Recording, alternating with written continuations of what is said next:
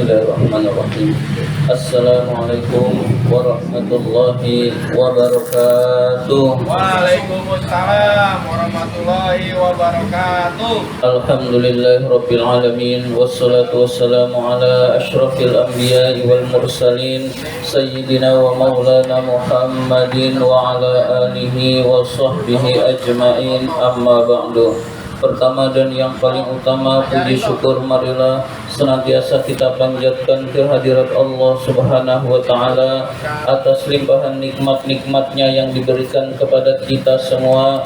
Antara lain kita masih tetap diberi nikmat iman, nikmat Islam, nikmat kesehatan dan nikmat panjang umur, sehingga kita dapat menjalankan perintahnya, yaitu salat maghrib berjamaah dan dilanjutkan dengan menuntut ilmu di jalan Allah. Salawat dan salam semoga Allah limpahkan pada junjungan kita baginda Nabi besar Muhammad sallallahu alaihi wasallam beserta para keluarganya, para sahabatnya, dan kepada kita sebagai pengikut ajarannya. Marilah kita awali taklim kita dengan membaca surat Al-Fatihah. Mudah-mudahan kita semua mendapatkan ilmu yang bermanfaat, diberikan kesehatan oleh Allah Subhanahu wa Ta'ala, diberikan rizki yang banyak, yang halal dan yang berkah, serta dimudahkan urusan-urusan kita. Ala hadhihi niyah wa ala kulli niyatin salihah wa ila hadratin Nabi Mustafa Rasulullah sallallahu alaihi wasallam wa ila muallifi hadzal kitab Syekh Imam Barakatil Anam Abdullah Ba'alawi Al-Haddad rahimahullah, nafa'ana Allah bihi wa bi'ulumihi fid dharaini amin. Al-Fatihah. A'udzu billahi minasy syaithanir rajim. Bismillahirrahmanirrahim. Alhamdulillahi rabbil alamin. Ar-Rahmanir Rahim. Maliki yaumiddin. Iyyaka na'budu wa iyyaka nasta'in. Ihdinas siratal mustaqim. Siratal ladzina an'amta 'alaihim ghairil maghdubi 'alaihim waladdallin. Amin. Marilah kita lanjutkan taklim kita, pembahasan kitab An-Nasaihud Diniyah. Sekarang halaman 106. 1, 2, 3, 4, 5, 6, 7, 8. Baris ke-8. Halaman 106, baris ke-8. Dari atas. Bismillahirrahmanirrahim. Wa qala ta'ala, Allah Subhanahu wa Ta'ala berfirman, faman taba min ba'di zulmihi wa aslaha fa innallaha yatubu alaihi. Barang siapa yang bertaubat kepada Allah setelah dia berbuat zalim dan dia memperbaikinya, maka sesungguhnya Allah menerima taubat hambanya. Innallaha ghafurur rahim. Sesungguhnya Allah Maha Pengampun lagi Maha Penyayang. Di dalam ayat ini Allah menjelaskan kepada kita bahwa Allah mengampuni setiap dosa yang dilakukan oleh seorang hamba. Jadi seorang hamba yang berbuat dosa, seberapapun besarnya dosa, ampunan Allah lebih besar daripada dosa hambanya. Sehingga hendaklah kita senantiasa bertaubat kepada Allah, karena Allah Maha Pengampun lagi Maha Penyayang.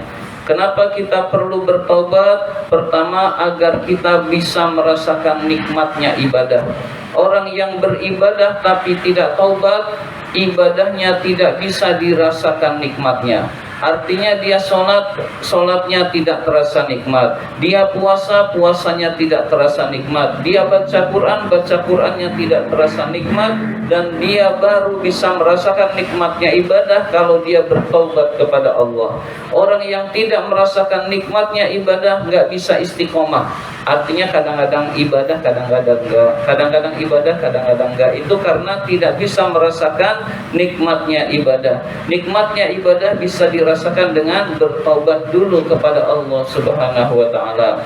Yang kedua, mengapa kita bertobat? Karena agar ibadah kita diterima oleh Allah Subhanahu wa taala. Orang yang tidak bertobat itu sama seperti orang yang ibadah maksiat, sama seperti orang yang mencampur kotoran dan air bersih. Air kotor, air bersih digabung, kotoran dan bersih digabung, maka bukan setengah kotor atau setengah bersih, tetapi menjadi kotor, dan kotoran itu dipersembahkan kepada Allah dan Allah tentu tidak menerimanya.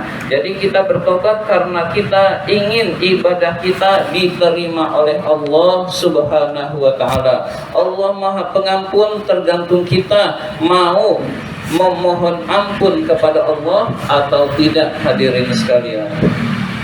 Wa qala ta'ala, Allah Subhanahu wa ta'ala berfirman, huwallazi, dialah Allah allazi yaqbalu taubata, yang menerima taubat, an ibadihi, dari hamba-hambanya, wa ya'fu 'anis sayyiati, dan Allah memaafkan kesalahan-kesalahan, wa ya'lamu ma taf'alun, dan Allah Maha mengetahui setiap apa yang kamu kerjakan.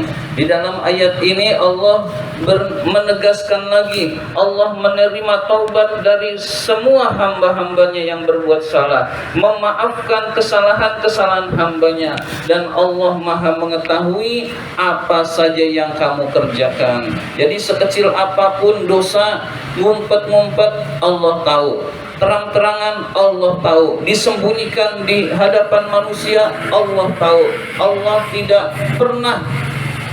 Allah tidak luput dari menilai hamba-hambanya. Maka orang yang beruntung, orang yang bukan menyembunyikan kesalahan, tetapi mengakui kesalahan di hadapan Allah Subhanahu wa ta'ala, dan dia bertaubat kepada Allah Subhanahu wa ta'ala. Insya Allah orang yang bertaubat akan beruntung, hidupnya tenang, melakukan aktivitasnya tentram, karena dia hatinya bersih. Hadirin sekalian, melakukan aktivitas dengan hati yang bersih beda dengan orang yang hatinya penuh dengan beban, penuh dengan dosa, penuh dengan kotoran, lalu dia melakukan aktivitas, pikirannya kacau. Hadirin sekalian, maka mulailah dengan bertobat kepada Allah, sehingga ketaatan kita terasa nikmat dan ketaatan kita diterima oleh Allah, dan melakukan aktivitas apapun dengan terasa ringan. Hadirin sekalian, jadi taubat jangan dijadikan beban.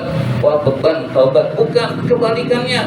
Taubat itu membuat hati kita plong, bersih, tenang. Hadirin sekalian, itu tadi ayat-ayat Al-Quran. Sekarang hadis-hadis Rasul yang berkaitan dengan bertaubat kepada Allah Subhanahu wa ta'ala.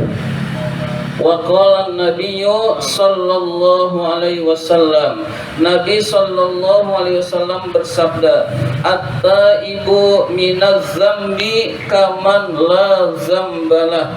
Kata Nabi, orang yang bertobat dari dosa seperti orang yang tidak pernah melakukan dosa.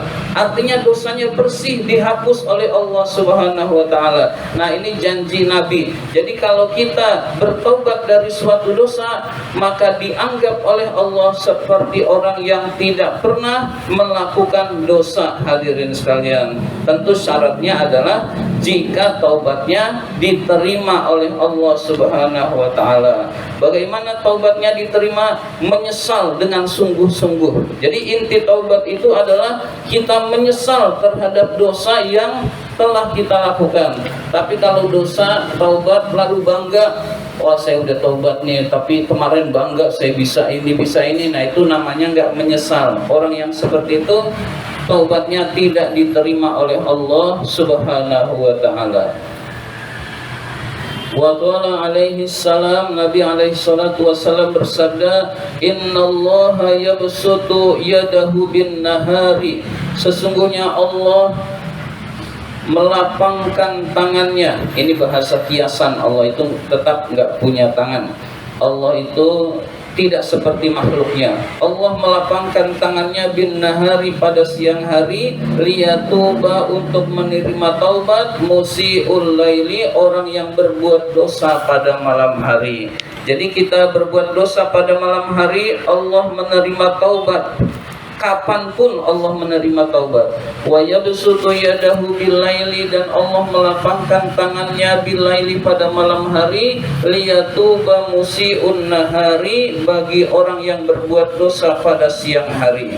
Kalau kita siang hari malamnya taubat, taubatnya diterima oleh Allah. Kalau kita malam hari berbuat dosa, siang hari bertaubat, taubatnya diterima oleh Allah. Jadi tidak harus taubat itu pada malam hari, sepertiga malam yang terakhir. Tentu itu bagus buat taubat, tetapi tidak hanya waktu itu. Siang hari kita taubat, bagus. Sore hari taubat, bagus. Pagi hari bertaubat kepada Allah, bagus. Kapanpun kita bertaubat kepada Allah adalah hal yang bagus, hadirin sekalian. Hatta tatlu asyamsu mim maghribiha, sampai matahari terbit dari sebelah barat. Kapan pintu taubat ditutup? Pertama, kalau matahari sudah terbit dari sebelah barat, itu berarti sudah kiamat, hadirin sekalian. Dunia ini kiamat, sehingga taubat tidak diterima lagi oleh Allah Subhanahu wa taala. Saat ini dunia belum kiamat, kita masih bisa menikmati indahnya dunia. Itulah kita perlu bertaubat kepada Allah, karena taubat masih diterima oleh Allah. Kapan taubat ditutup lagi? Kalau nafas sudah di tenggorokan. Nafas sudah di tenggorokan, sudah dicabut nyawa, sudah sampai tenggorokan, saat itu menyesal tidak ada gunanya, hadirin sekalian. Maka selama hayat di kandung badan, selama matahari belum terbit dari sebelah barat, kesempatan itu senantiasa ada untuk bertaubat kepada Allah, mohon ampun kepada Allah. Insya Allah dosa-dosa kita diampuni oleh Allah Subhanahu wa taala, dan Allah cinta kepada hamba-hambanya yang bertaubat dan membersihkan diri. Mudah-mudahan kita dijadikan oleh Allah sebagai hamba-hambanya yang bertaubat, hamba-hambanya yang beriman, dan hamba-hambanya yang mensucikan diri. Amin ya rabbal alamin. Allahumma inna na'udzubika min ilmin la yanfa, wa qalbin la yakhsha, wa amalin la yurfa, wa du'ain la yusma. Amin ya rabbal alamin. Wa billahi taufiq wal hidayah. Wassalamualaikum warahmatullahi wabarakatuh. Waalaikumsalam warahmatullahi